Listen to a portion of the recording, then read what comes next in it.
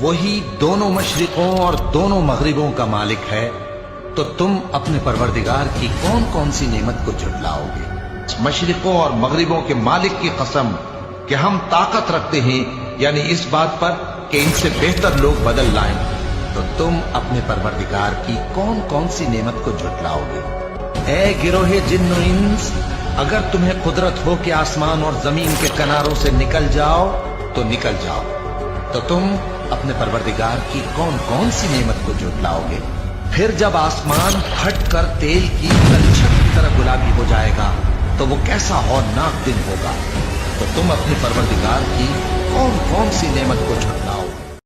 آج سے 1400 سال پہلے انسانیت کی رہنمائی کے لیے اللہ تعالیٰ نے قرآن کریم کو اپنے آخری پیغمبر جناب حضرت محمد صلی اللہ علیہ وآلہ وسلم پر نازل فرمایا، جنہوں نے سچائی کے ساتھ جڑے رہنے کے لیے لوگوں کو اس کتاب کی طرف دعوت دی۔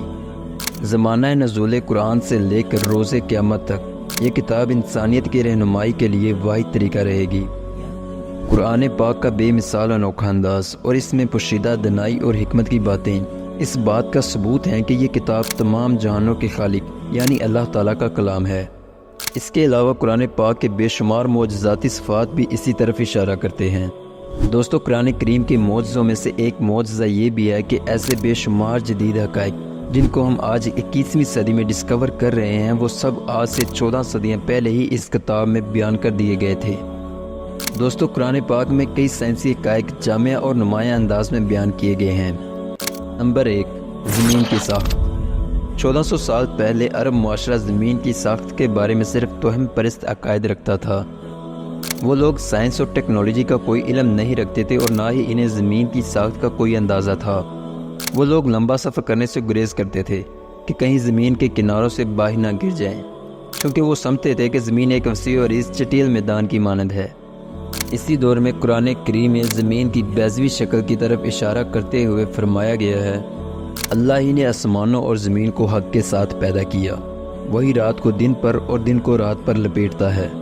سورہ زمر آیت نمبر 5۔ اس آیت میں قرآن پاک خصوصی الفاظ کے ساتھ زمین کی ساخت کی طرف اشارہ کرتا ہے۔ اس آیت میں عربی لفظ تکویل لپیٹنے کے معنوں میں استعمال ہوا ہے، جس کا مطلب ہے کسی ایک چیز پر دوسری چیز کا ڈال دینا یا لپیٹ دینا، جیسے کسی کپڑے کی مانند چیز کو تہ لگا کر ایک طرف ڈال دیا جائے۔ بالکل اسی طرح عربی زبان میں لفظ تکویل کا مطلب یہی ہے کہ کسی ایک چیز پر دوسری کو لپیٹ دیا جائے، جیسے ایک پگڑی کو سر پر لپیٹ کر باندھ دیا جاتا ہے اور ظاہر ہے وہ بھی گول ہی نظر آتی ہے۔ اسی طرح ہمیں معلوم ہوتا ہے کہ جب رات کو دن پر اور دن کو رات پر لپیٹنے کی بات کی جا رہی ہے تو جس پر یہ لپیٹے جا رہے ہیں وہ گول یا بیضوی ہی ہوگی۔ لہٰذا قرآن کریم جو 7ویں صدی عیسوی میں نازل ہوا، زمین کی ساخت کے بارے میں واضح اشارہ کرتا ہے۔ یاد رہے یہ وہ وقت تھا جب دنیا فلکیات کے بارے میں توہم پرست نظریات رکھتی تھی، جبکہ اصل علم اللہ تعالیٰ کے سوا کسی کے پاس نہ تھا۔ قرآن پاک میں معلومات کا وہ خزانہ موجود ہے جس کا علم ہمیں اب جا کر معلوم ہو رہا ہے، جو اس بات کا ثبوت ہے کہ یہ اسی کی طرف سے نازل کیا گیا ہے جس نے کائنات کو بنایا اور اس کائنات کے تمام رازوں سے واقف ہے، یعنی صرف اور صرف اللہ رب العزت کی ذات۔ Number 2، relativity of time. Relativity of time آج ایک تسلیم شدہ سائنسی حقیقت ہے، جس کا انکشاف 20ویں صدی کے شروع میں آئنسٹائن نے نظریہ اضافیت یا تھیوری آف ریلیٹیوٹی دے کر پیش کیا۔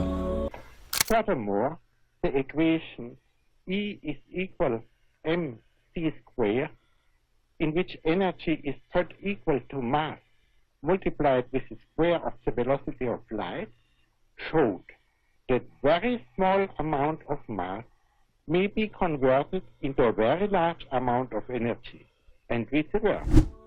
اس تھیوری سے پہلے لوگوں کو اس بات کا اندازہ نہ تھا کہ ٹائم بھی ریلیٹیو ہو سکتا ہے، یعنی وقت ماحول اور جگہ کی مناسبت سے تبدیل ہو سکتا ہے۔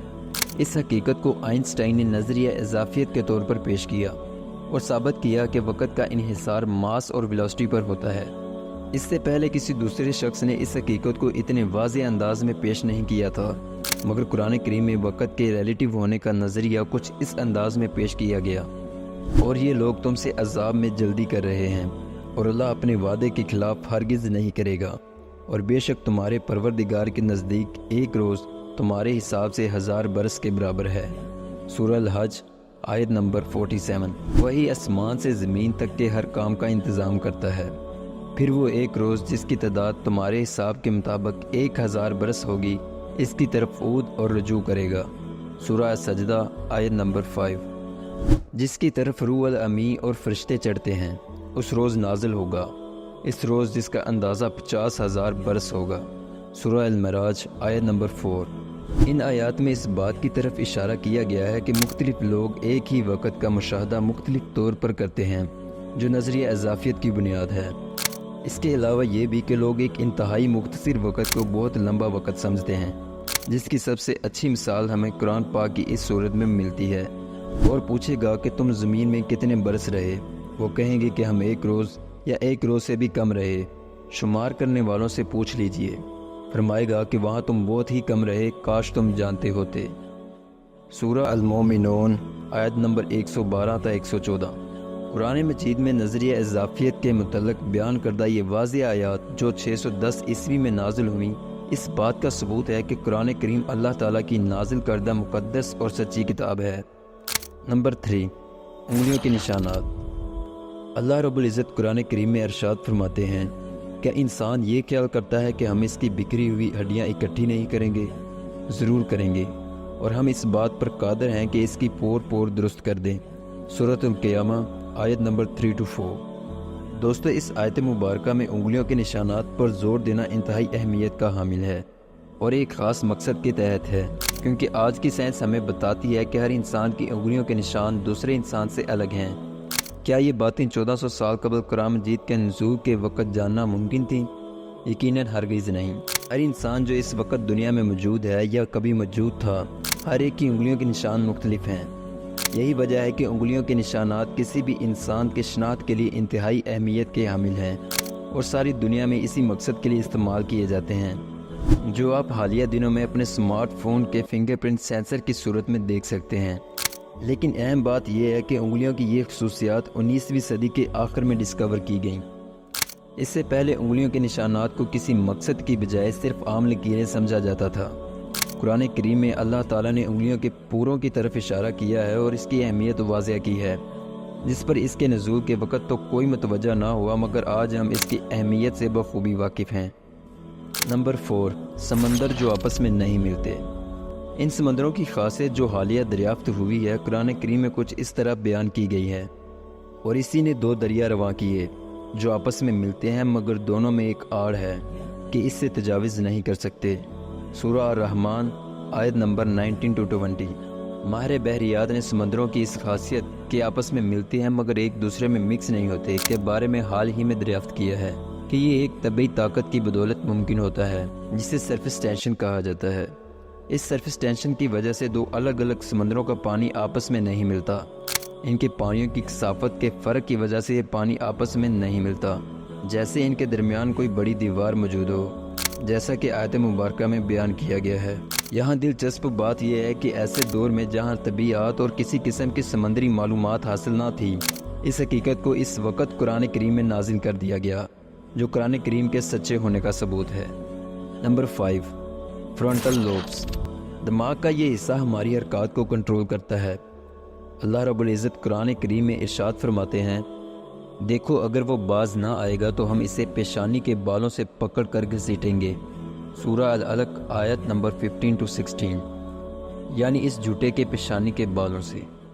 اس آیت مبارکہ میں جھوٹے اور خطا کار انسانوں کو پیشانی کے بالوں سے پکڑ کر گھسیٹنے کے حیران کن الفاظ استعمال ہوئے ہیں، اور دماغ کے اگلے حصے کو جھوٹا کہا گیا ہے۔ جدید ٹیکنالوجی اور حالیہ ریسرچ کے مطابق یہ بات سامنے آئی ہے کہ دماغ کا یہ حصہ جو کھوپڑی کے سامنے والے حصے میں ہوتا ہے، مخصوص کام سر انجام دینے کا ذمہ دار ہوتا ہے۔ سائنس نے دماغ کے ان حصوں کے بارے میں گزشتہ 60 سے 70 سالوں میں جانا ہے، جبکہ قرآن کریم میں ان کی نشاندہی 14 صدیاں قبل ہی کر دی گئی تھی۔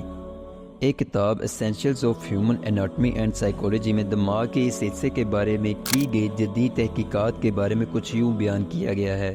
انسانی دماغ کے اندر انسانی حرکات کی منصوبہ بندی اور ابتداء کے لیے جس سگنل اور سوچ کی ضرورت ہوتی ہے وہ دماغ کے سامنے والے حصے میں ہوتی ہے۔